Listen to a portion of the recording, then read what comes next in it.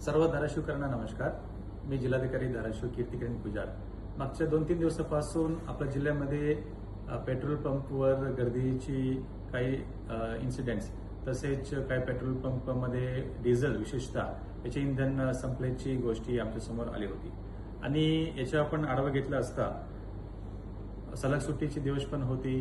त्याच्यानंतर काही अफवामुळे पेट्रोल पंपवर गर्दीचे प्रमाण पण वाढले आणि जेणेकरून मागच्या वर्षी याच महिन्याला तुलनेत यावर्षी 1.5 पटीने गर्दी पेट्रोल पंपवर वाढले गेली होती आणि या पार्श्वभूमीवर आम्ही सर्व पेट्रोल कंपनीजची सेल्स ऑफिसर्सची आणि त्यांच्या प्रतिनिधीची पण बैठक घेतली आणि त्याच्यामध्ये आपण त्यांना सूचना दिलेली आहे की या वाढलेली डिमांडमुळे त्याच्या अनुषंगाने त्यांनी सप्लाय पण सुरळीतपणे मेंटेन करावी.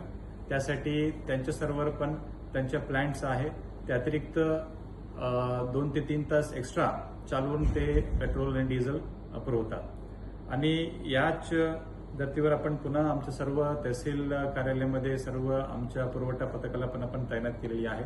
सर्व पेट्रोल पंपवर आपण आमच्या पुरवठा पथकाला तपासणीसाठी आपण रेग्युलरली पाठवत आहोत आणि याबरोबरच आपण सर्व तहसीलदार आणि पुरवठा पथकाला निर्देश दिलेले आहे की जर कुठेतरी अनधिकृत साठेबाजी आढळून आला, गैरप्रकारची गोष्टी आढळून आला, त्याच्यावर पेट्रोल अधिनियम 2002 तसेच जीवनावश्यक वस्तू अधिनियम 1955 या अधिनियमची तरतुदीच्या अनुषंगाने दंडात्मक कारवाई करण्याची पण आपण निर्देश दिलेले आहे. सो त्यामुळे आपण सर्व नागरिकांना आवाहन करू इच्छितो, आपण कुठल्याही अफवावर आपण विश्वास ठेवू नये. आपल्याकडे पुरेशी इंधन साठा आहे.